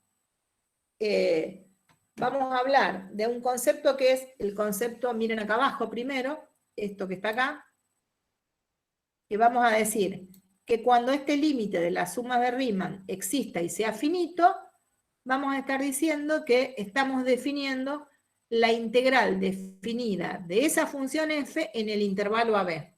Pero vamos a hablar de este símbolo y que es la integral de la f en el AB. Para eso, y para que ese límite exista y sea finito, vamos a ver algunas condiciones, ¿no? Pero entonces, ¿cuándo pasa que este igual tiene sentido? Cuando el límite existe. Cuando ese límite exista, el límite de las sumas de Riemann exista, vamos a decir que la función es integrable, que es la definición que está arriba. Y cuando la función es integrable, a ese número lo vamos a llamar integral, como cuando definimos la derivada. ¿Se acuerdan que la derivada era el límite del cociente incremental?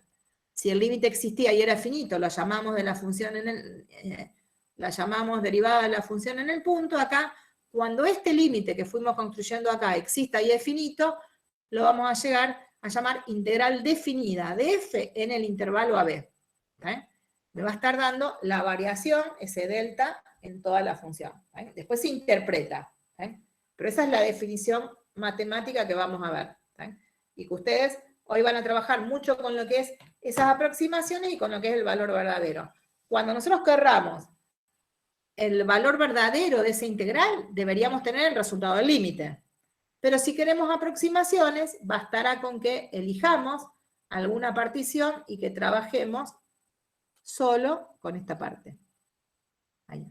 Que trabajemos con esto. ¿Está bien?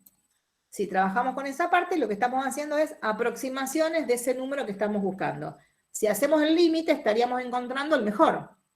Como cuando fue con la derivada, esto de encontrar el límite, o sea, encontrar ese límite, no es nada sencillo, ¿no? Es algo bastante complicado porque además tiene que ver con un límite que incluye la cantidad de términos. O sea, para poder calcular el límite, la cantidad de términos que vamos a tener adentro de ese límite es infinita. O sea, que no podemos decir, el límite de la suma es la suma de los límites. No es tan simple en esa cuestión, porque la cantidad de términos que tiene eso es infinita.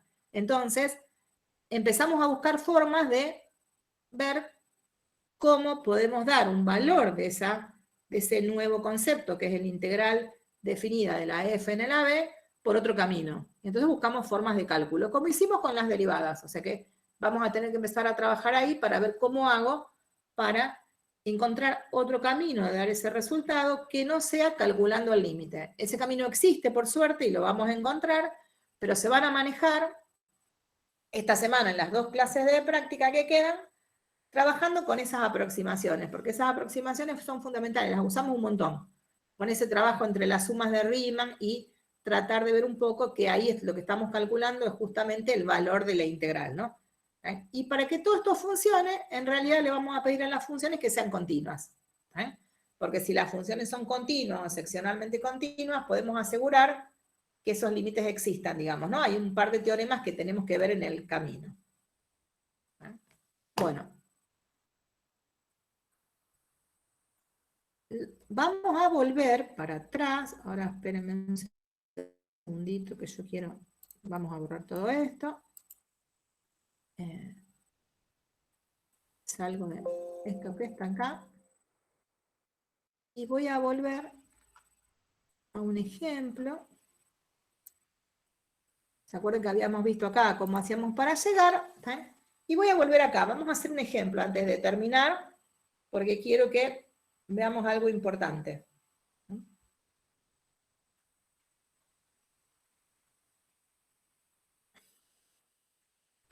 Si ustedes se fijaron, vieron que cuando uno empieza dicen, esto es fácil, pero el concepto es un concepto muy grueso, el concepto más importante de todo lo que es el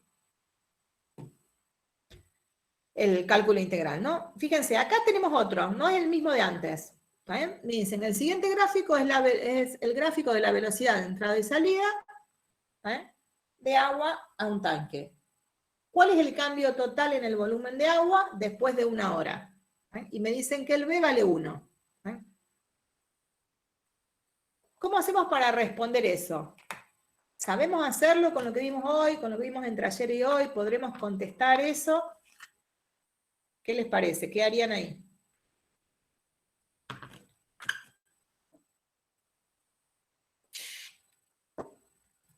¿Qué se les ocurre? ¿Es diferente? ¿Es parecido a lo que estuvimos viendo recién? Piensen, escucho un segundo porque me están mandando algo.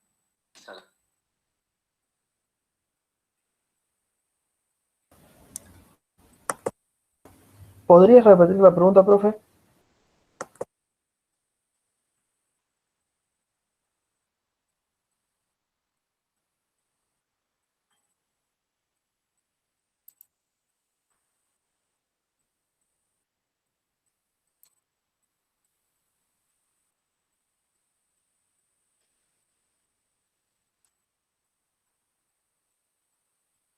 Chicos, lo que dice acá, perdón, estaba escuchando algo importante. Dice acá, el siguiente es, o sea, tenemos un gráfico de una velocidad. Otra vez, como antes, entra agua a un tanque de agua. Y me preguntan cuál es el cambio total en el volumen de agua después de 1 hora. ¿Cómo usamos ese gráfico? ¿Cómo lo aprendimos para tratar de responder eso? ¿Qué harían? Y hay que elegir los subintervalos. Claro, o sea, hay que elegir los subintervalos como hicimos antes. ¿Por qué estoy obligado a elegir esos subintervalos en este caso? En principio, si esa es la velocidad, o sea, tenemos que recuperar el delta, que es lo que estaba. No tenés la ley. No tenemos la ley, o sea, primero, no tengo la ley, no me queda otra que hacerlo de manera aproximada. Pero además, tampoco sabemos, si tuviéramos la ley, todavía no sabemos cómo hacerlo de otra manera. ¿Saben? No aprendimos, después vamos a aprender de alguna forma, ¿no? Pero no tenemos la ley. Así que acá lo que nos permite poder encontrar, y encima no lo podemos encontrar de manera exacta, lo vamos a encontrar de manera aproximada. Podemos encontrar, si esta es la velocidad, de manera aproximada, ¿saben? ¿Cuál era, ¿saben? El cambio en esa, el cambio total ahí. ¿Qué hacemos? Y dividamos esto en subintervalos. ¿Saben? Podríamos tomar, que si queremos tomarlos, hasta podríamos decir, bueno, los tomamos toda la misma amplitud o no. ¿Saben? Para hacer las cuentas fáciles, vamos a tomar, por ejemplo, podríamos tomar el primero hasta acá. Ay, quiero escribir. Profe, una pregunta. ¿Y en Sí. este caso los intervalos te está pidiendo que tienen que ser 3 o no te pide nada? No, no me pide nada, ¿por qué vos decís 3? Ah, no, porque vi justo que ahí decía B1 más delta T2 y así, viste que vos dijiste que... Ah, acá, en eso. No, no, Claro. o sea, fíjate que acá en realidad no te dice nada, ¿no? O sea que yo puedo elegir todos los que quiera.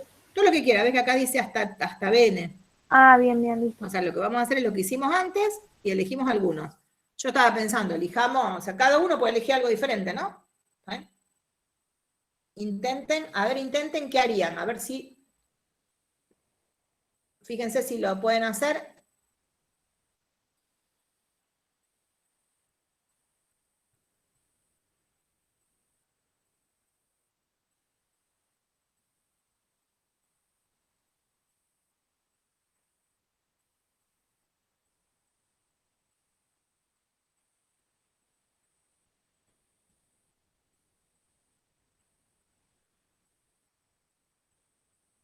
No tenemos los valores de la variable dependiente, ¿no? No, lo único que sabemos es que B vale 1.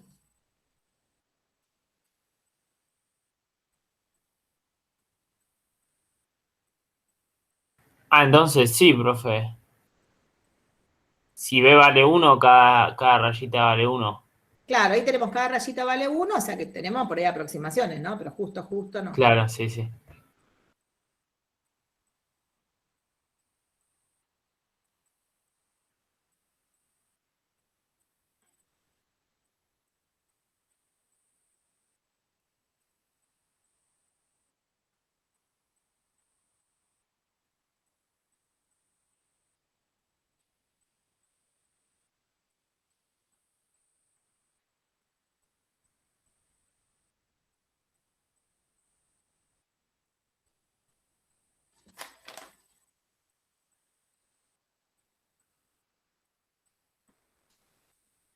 Me avisan cómo van. Esperen que alguien me parece que quiso entrar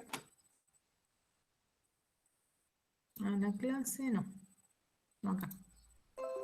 Sí. Perdona al que no había dejado entrar, no los vi.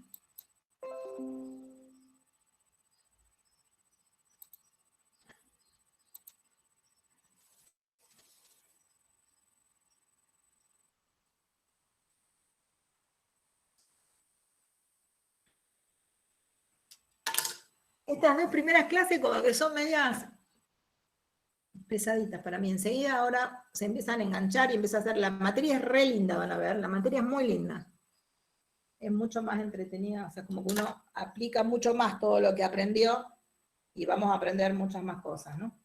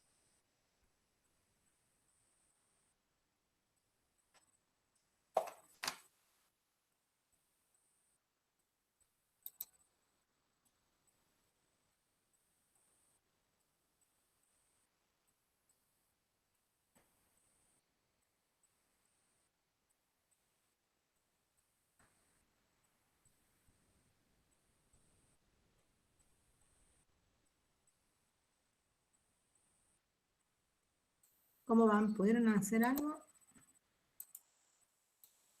Ah, no, quiero ir para adelante.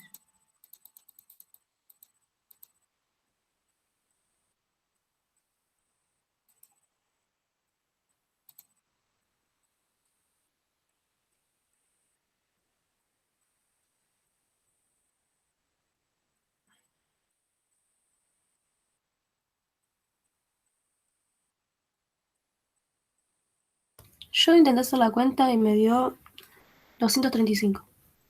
235. ¿Alguien más pudo hacer la cuenta?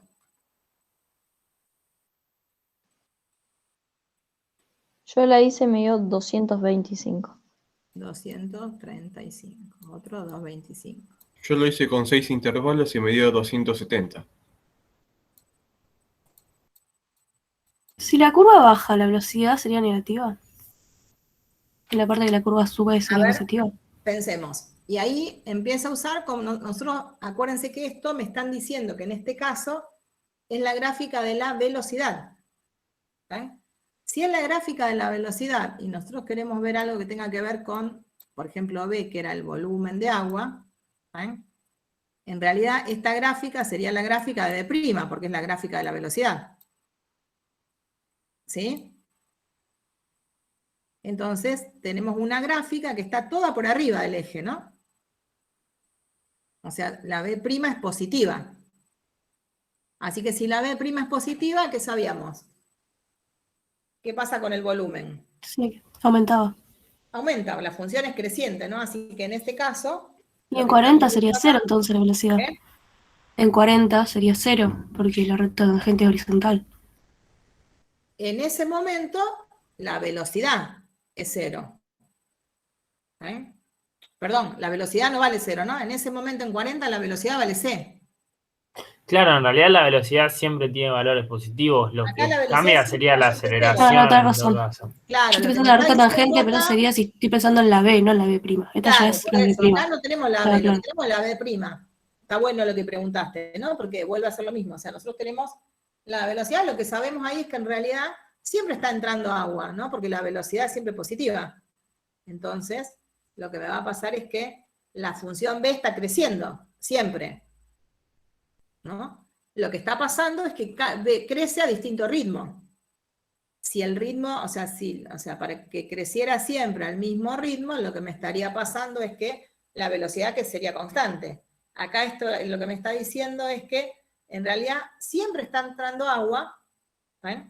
Pero lo que me está pasando es que la velocidad entra, o sea, el agua va entrando a distintos ritmos. Al principio entra, si ves 1, me está diciendo, al principio está entrando a razón de 1 litro por minuto. Pero apenas empieza a transcurrir el tiempo, está entrando más agua, ¿no? Porque aumenta la velocidad.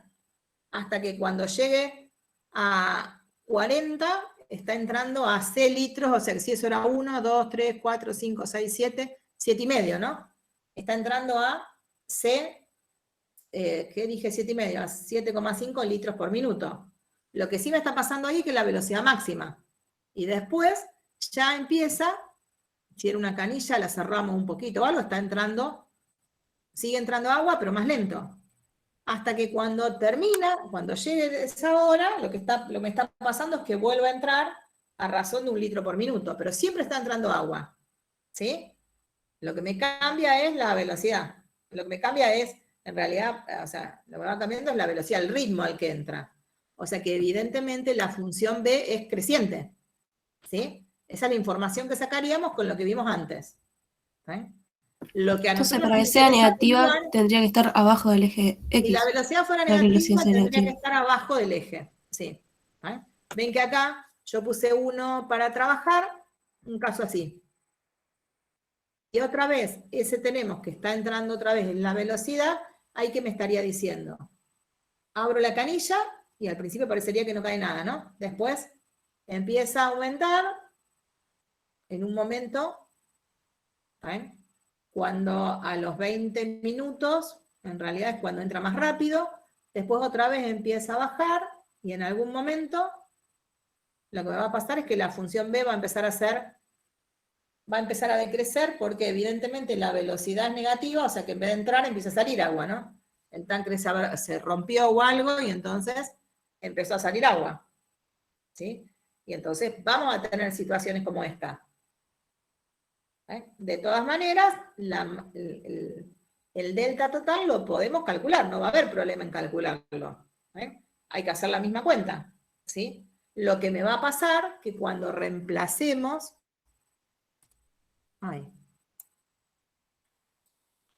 Ahí lo que nos va a pasar es que cuando vayamos a reemplazar en algún momento este b, en esa función escalonada me va a aparecer algún signo menos. ¿Sí? O sea que cuando miramos esto, nadie nos está obligando a que estos b que aparecen acá, que es la función esa escalonada, tenga que ser positiva. ¿Ven? Un montón de veces me va a aparecer, como vamos a tener este ejemplo para hacer, que lo van a tener en el Power y ya lo van a tener que hacer de tarea para la semana que viene para que no se nos haga tan tarde. Ven, por ejemplo, acá, cuando empecemos a buscar, si elegimos como uno de los intervalos, que cada uno va a elegir el que quiera, ¿no?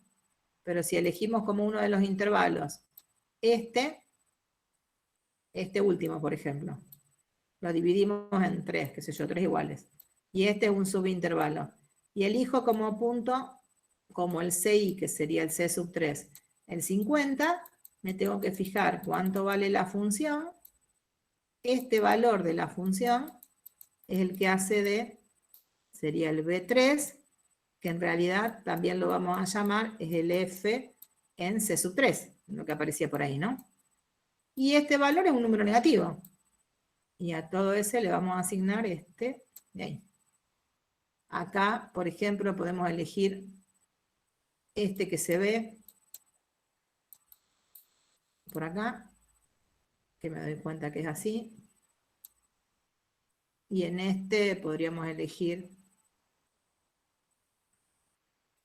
este, cosa que vea que es el primero. Acá le vamos a poner un 1 porque no se ve cuál es el valor, ¿no? Entonces, podríamos aproximar en este caso el delta B, ese delta B, ¿cómo? ¿Quién sería? El delta T me da 20, ¿no? La amplitud del intervalo.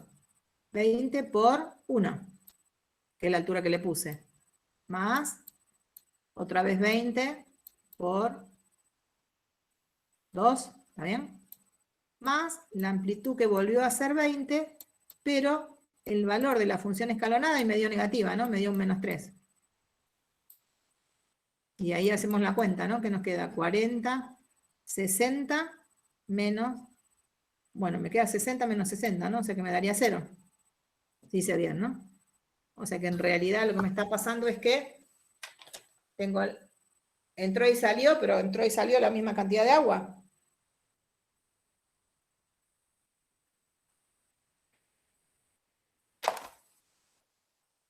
¿Sí? ¿Entienden?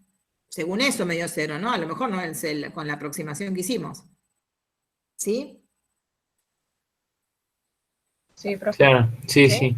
Entonces, ahí empezamos a tener algo para ver que no necesariamente, y que en los ejemplos que vimos nos había dado positivo, ¿no? O sea, siempre aparecieron así. Es por algo, porque da la casualidad que si ustedes se fijan, miren, cuando hacemos este 20 por 2, este que está acá, estoy haciendo esta medida por esta medida, ¿no? Al final. Hago esto vale 2 y esto vale 2. No, vale, esto vale 20, ¿no? O sea que estamos haciendo 20 por 40. Si en vez de pensar que esto está saliendo de calcular, ¿saben?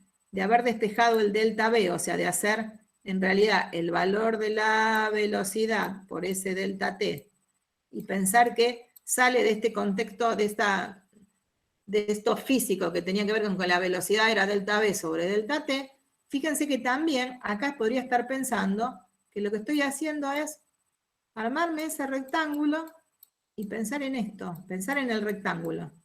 Y si para un rectángulo hago la cuenta, la multiplicación 20 por 2, ¿qué le estoy calculando al rectángulo ese? El área. El área. El área. ¿Eh? Entonces, fíjense, pero todo eso tiene que ver con el área también, ¿no? Entonces uno dice, ¿eh? Nada más que acá tengo un problema, porque acá en realidad acá estamos haciendo 20 por menos 3. O sea que en realidad acá no estoy calculando el área con esa cuenta, ¿no? Me da un número negativo. ¿Ven? Pero si lo que tengo graficado está por arriba del eje, esos términos que me aparecen en esta aproximación y esa multiplicación que hago, que es hacer el delta por SB, equivale a calcular el área. ¿Sí? Entonces, ahí es donde, por eso yo había puesto y después digo, no voy a llegar a hacer lo que quería. Cuando uno está haciendo esta suma que está acá, que era, no me aparece acá escrito el delta t, por el valor de la función. Si estas b que aparecen acá, que eran los valores de la función, son positivas, en realidad estoy multiplicando siempre en números positivos y es como estar haciendo el área de los rectángulos que me van apareciendo, que tenían como base las amplitudes de los intervalos que vimos y que la altura sea justo la altura del escalón. Y entonces ahí se dice, uy, fíjate, en realidad estamos viendo algo re interesante, que es cambiarnos de contexto, se dice. Antes estábamos pensando que eso era una derivada, pero Profe, ahora perdón. podría estar pensando que me olvido de que es una derivada, que es un volumen, y me paso a lo que se llama un contexto geométrico. Pensar en el contexto geométrico hace que muchas de las cuestiones que estamos viendo sean más fáciles para entender, porque estamos más acostumbrados a mirar ese dibujo y tratar de calcular un área. Sí, pregúntame. No, te iba a decir, o sea que B es igual a la altura, ¿no? Porque te queda, porque B, si vos tomás B... Si en realidad justo tomamos como el primer valor, para le tomamos esta altura, es B, podría haber tomado uno cualquiera, ¿no? Claro, pero, o sea, se podría decir que B es igual a la altura, por así llamarlo. Ah, no, vos me estás diciendo B corta. Claro. Esta B. Sí, perdón, yo te estaba contestando con esta. Claro, esta B, que sería la F, cuando pasamos en ese punto que elegimos en cada intervalo, por ejemplo, si este es el delta 3 que elegimos, uno decía, elegía un punto y me fijaba cuál era la imagen. Esto era lo que estábamos diciendo antes, que era la velocidad, sería el B3, pero que en realidad era, ¿no? Terminaba siendo, si la función era B, la calculaba, era la imagen. Claro. ¿Sí? Esto terminaría siendo la altura de ese rectángulo en cada uno de los que estamos viendo, ¿está bien? Dale, justo me había perdido en ese... Claro, y esa altura, pero esto vale siempre y cuando la función con la que estamos trabajando, en la que tenemos el gráfico, esté por arriba del eje. Si volvemos a al horno, porque ahí ya no me sirve pensar en que eso es el área de un rectángulo, porque el número que tengo es un -3. ¿Sí? Lo que sí nos va a pasar es que este mismo procedimiento que estuvimos haciendo me permite calcular ese cambio total de una velocidad, de un cambio de masa, el cambio, el desplazamiento total, todo eso que habíamos dicho, pero también me va a permitir calcular un área. Fíjense en este caso, toda esta cuenta que está acá al final me está permitiendo aproximar el área, que ese área va a terminar siendo el área de lo que estoy rayando ahora. De manera aproximada, el área de una región que va a estar dada por la curva, esa que tenemos, que es la gráfica de la función, el eje X, el eje horizontal y los laterales de esos. Entonces, eso que nosotros estuvimos viendo también tiene un contexto geométrico, se dice, que es cuando puedo usar estas sumas de Riemann para calcular áreas, para calcular en manera aproximadas áreas, ¿no? O cuando puedo usar ese concepto de integral para calcular áreas. Y es lo que vamos a hacer para buscar la forma de cálculo. Cuando empecemos a pensar en alguna manera de calcularlo y que no tengamos que pasar, que no lo tengamos que hacer de manera aproximada, porque la aproximación no me da el valor real, pero que tenga que empezar en cómo calculo ese límite, para entender cómo son los procedimientos, vamos a pasarnos al contexto geométrico, se dice. Ahí vamos a cambiar. No empezamos directamente porque en realidad lo que pasa es que el contexto geométrico es acotado. Me sirve cuando la función es positiva. El tema de recuperar, conociendo la velocidad, el delta, ese cambio total, me sirve independientemente de que esa función que tengo ahí graficada sea positiva o negativa. ¿Sí? Y a partir de ahora, justamente lo que vamos a hacer es ver cómo hacemos para, ¿está bien?, no quedarnos solo con ese concepto. Quiero salir de acá. Con ese concepto de aproximación y de todo eso que fuimos viendo, ¿eh? Voy a dejar de presentar, así nos vemos un poquito. Claro, ven que cuando uno me mira está bien, uno hace la cuenta y me puede dar todo, me dan siempre valores diferentes, porque depende de la elección que haga de esas, de la elección que haga de la partición y de los subintervalos. Eso, de esas particiones, lo que se van a poner ahora, ya cuando tengan clase, a trabajar mucho. Van a ver que van a trabajar un montón con estas aproximaciones.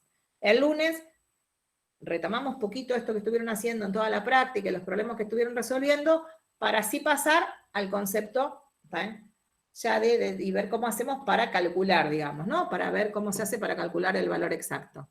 Bueno, los dejo porque ya los deben estar esperando las chicas. Ahora les aviso por las dudas que los espere.